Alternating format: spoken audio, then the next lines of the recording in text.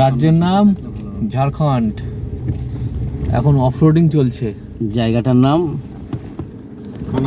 কানাইশ্বর পাহাড়।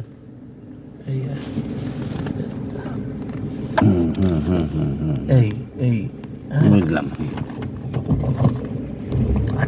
একটু ডাউন। হ্যাঁ ঠিক আছে।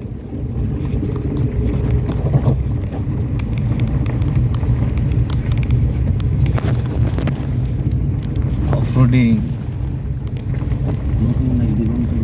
কি যাবো সত্যি সত্যি? বাড়ি ওটা দিলাম না হয়ে যাবে।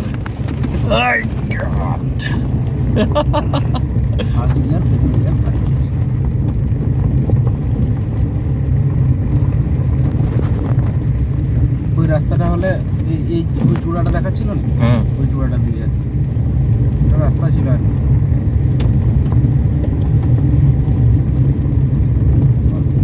আসতে চলেন, সামনে কখন কি চলে আসে তার নেই ঠিক।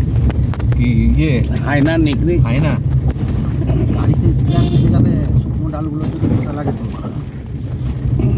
চালাচ্ছেন জোরে ঠিকই আছে, গোটা গাড়ি স্ক্র্যাচে ভরে যাবে। যাবো হ্যাঁ আরামসে চলুন। এই দুজনে মিলে হ্যাঁ বলো, পিছনে যারা আপনি আছে। চলুন তো, কোনো টেনশন নাই। এই বাবা লাগলো মনে হয়। লাগলো মানে আস্তে আস্তে আস্তে আস্তে। পিচ রাস্তা বলেছিল, তার ডান দিকে যেতে বলেছিল। ডান দিকে যাবো। আমার তো সেই রবীন্দ্রনাথের গুপ্তধন গল্পটা মনে পড়ছে। তেঁতুল বটের কোণে দক্ষিণে যাও চলে, ঈশান কোণে ঈশানি কয়ে দিলাম নিশানি। সে লোকটা যেরকম অ্যাড্রেসটা দিল, হ্যাঁ এই শালা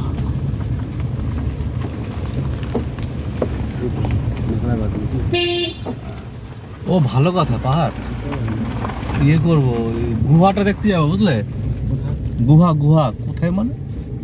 ওই সেই এতে বেলপাহাড়ি হ্যাঁ বাদিকে। বাদিক।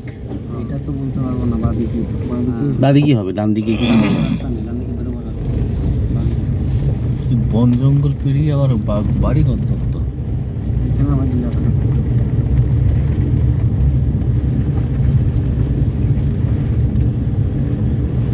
ভাবুন, বাড়ি সব এগুলো।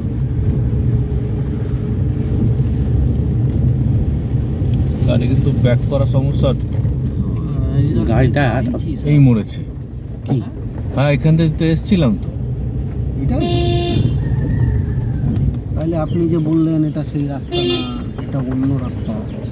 কিন্তু আমি কিন্তু অনেকদিন পরে দেশি পিওর গরু দেশে দেখলাম। দেশি গরু দেখা যায়। এটা কি গেছে না? হ্যাঁ চলে গেছে। আচ্ছা একে জিজ্ঞেস করবো।